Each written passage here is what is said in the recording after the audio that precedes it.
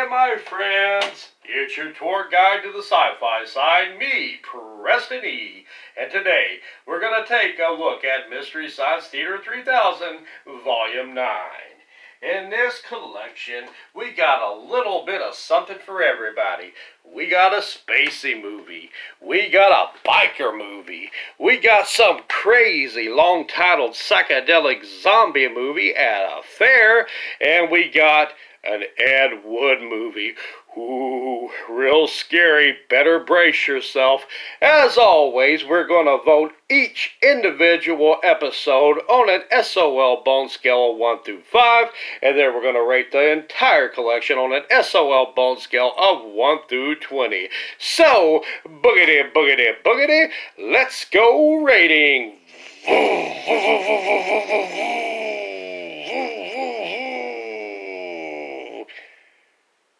Hard to believe I'm still single, right? First up, we have Women of the Prehistoric Planet. All the way back to the prehistoric times before TV's prank of Season 1.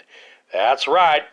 We have Dr. Earhart instead, and he sings a jingle while Dr. Forrester shows a model of Clay and Lars' Flesh Barn for all your raw meat goods for the carnivore on the go. Joe shows his invention of TP in a bottle, good for Molotov cocktails, or a fancy way to display your toilet paper while making you work for that wipe. On to the movie. What can be said about Women of the Prehistoric Planet? Not much, other than it does exist. A spaceship crash lands on the third rock of a different solar system. There is a dude in this movie appropriately named Tang because everyone knows Tang pairs well with a space movie. Tang is the sole survivor of the crash site as his parents are frozen and preserved and in need of Pauly Shore and Sean Astin to bust them out of the ice. Sorry, wrong movie. Linda is a girl in the rescue crew who develops a thing for Tang. Many of the rescue team is killed by things like giant animals or close-up of animals that are regular sized anyway. Linda decides to stay with Tang and they call their new world Earth. Wait, isn't that our Earth or did you just rip off our name? Anyway, it doesn't matter when the most interesting thing in this movie is this Three Stooges wannabe and his spastic comedic routines. Guy is agile, I'll give him that though. But even he can't save this average and forgettable episode from scoring an average and forgettable 2 SOL bones out of 5. Up next, it's time to get high on the hog as we review this episode riffing of a Season 2 biker movie called Wild Rebels. But before we get to cruising for that bruising, we get an invention exchange. The Mats demo their invention, which ties in nicely with the movie of this episode as they show off the motorcycle version of the hobby horse for the kids who are ready to get more kicks. Remember that word, it'll show up a lot in this movie, and I do mean a lot. Joe shows off his invention up next with a 3D pizza based on 3D chess from Star Trek to boldly eat like no one has ate before. On to the movie. A stock car racer named Rod quits stock car racing after he crashes yet another car of his and runs out of money. I'd say that's a good excuse to be a big stinky quitter as any. Anyhow, he sells a crap load of his belongings and meets up with a group of bikers at a bar. Bunch of bikers named Banjo the Hothead, Jeter the Leader, Fats the silent token fat guy who makes choo-choo train noises, and Linda, the gang's doorknob. Everyone gets a turn. These 4 knockoff rejects call themselves Satan's Angels and try to recruit Rod to be their car driver since all these bozos know are of two-wheel machines. At the Lush Shack Baby, Rod the Bot informs the gang he wants no part of them or being their getaway car driver. Banjo gets all butthurt at being rejected, but Jeter allows Rod to leave and says Rod will come back when he is hungry. But I assume they all go hungry with Fats in the shack. On his way to town, Rod the Bod is stopped by the police, and Lieutenant Dorn of the town's Popo department asks Rod if he'd like to be a stinky, filthy, no-good snitch on this gang, which makes the T-Birds of Grease 2 look like Hell's Angels. Rod agrees to be a tattletale and drive a car so it's easy for the Popo to spot Satan's wussies at their robberies. Now, as an undercover agent, Rod now acts like he's hungry enough to join Satan's petty waste and meets up with the gang after the race to plan a robbery. Anyway, a lot of other crap happens that eventually leads the four into a lighthouse to get away from the fuss. Many officers are killed in the shootout at the old lighthouse, as is Banjo and Fats. Rod is almost killed by America's favorite pastime named Jeter, but biker Mama Linda saves Rob's life and kills Jeter for, kicks. Linda is arrested so her and Rod can't hook up. Bummer. But at least Rod and the lieutenant get to have each other in the beginning of a beautiful bromance. Aww. This movie is the kind of movie you party with, and if you do a drinking game with all the time somebody says doing it for kicks in this movie, you'll kick the bucket. We're opening our own SNL. Real kicks. Yeah, Lucky Charms. Honeycomb. Well, then why? Kicks, baby, the kicks. The cereal? You forgot the name of the game, Rod. It's kicks. Oh, would you Come shut on, up please. about the kicks? Kicks, baby. They're not for tricks. Kicks. And that's just a few of them. The gang does a lot of bad things like beating people with glass bottles and chains just for innocently dancing with biker chick Linda and for, kicks. And they also kill some old geezer for his guns in a shop, but the worst crime they commit is forgetting the apostrophe in Satan's Angels. Oh, please, girlfriend, that's a crime I can't forgive. This is probably the most Gypsy-centric episode there is, as Gypsy is the center of many of the host segments. Gypsy is depressed, and Joe tries to cheer her up by talking with her, and Crow and Servo does her chores. She even makes a rare yet brief appearance in the theater at one point in the movie.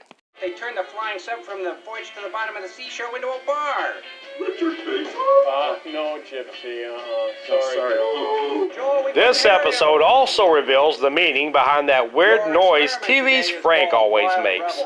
It's a cool, swinging, heavy trip. What is that noise? It's just a sound. I know, but you do it all the time. It's nothing, What really. does it mean? Wild Rebels, for all its cliches and overused tropes, is still a breeze of a movie to get through, and constant action keeps things moving down the road like a Harley, or at least a scooter.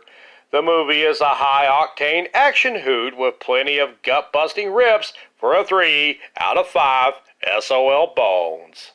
Up next is the man, the myth, the legend himself, Ed Wood. Fewer names send shivers down the spines of many a cinema-goer than that name, and this time we get our dose of Wood in this Season 6 episode in a movie called The Sinister Urge. Ooh, scary. TV's Frank is threatening to blow up Deep 13, but the real bomb is the movie. Before we get to that, though, we get a short called Keeping Clean and Neat, as a creepy narrator desperately needs a new hobby and a restraining order, as he gives 2 kids unsolicited advice on how to keep their bodies, rooms, and clothes neat and clean. On to the movie. In this movie, Police Lieutenant Carson investigates many murders of young women. Along with his partner, Sergeant Stone, they raid a suspicious-looking smut picture racket, Penny Raid. Jaffe, the old creepy pornographer, is seized.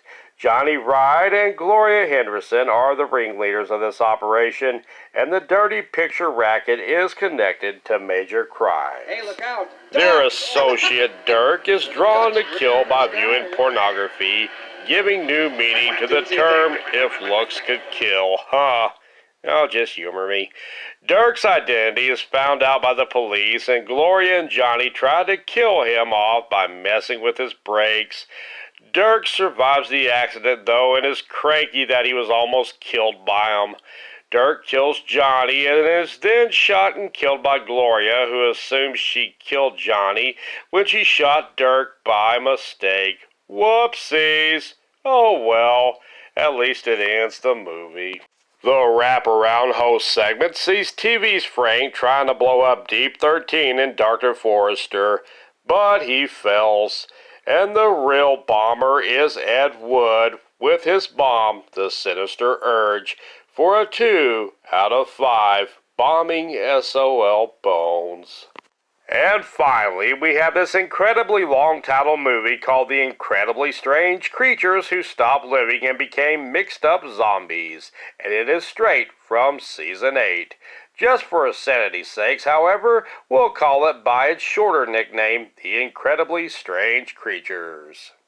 This insanely long title movie is a 1963 cult film about a young carnival goer who is cursed by a fortune teller. Jerry, his girlfriend Angela, and his brother from another mother, Harold, go to the carnival one day. At the carnival, Jerry is hypnotized by a come-hither stare of a stripper named Carmelita.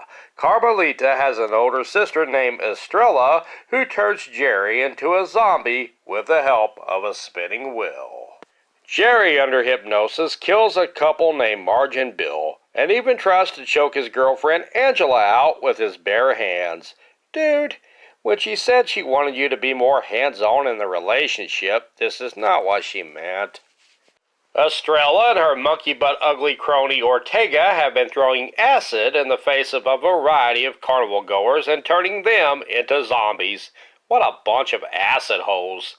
The zombies escape and kill Estrella, Carmelita, and Ortega before being shot and killed by police, including Jerry himself, who is shot by the police when he attempts to escape.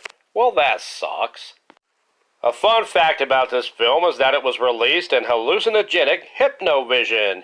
And as fun and illegal as that sounds, all it really means is that people was in cheesy Halloween masks and would try to scare the crap out of moviegoers during the spiral wheel scene.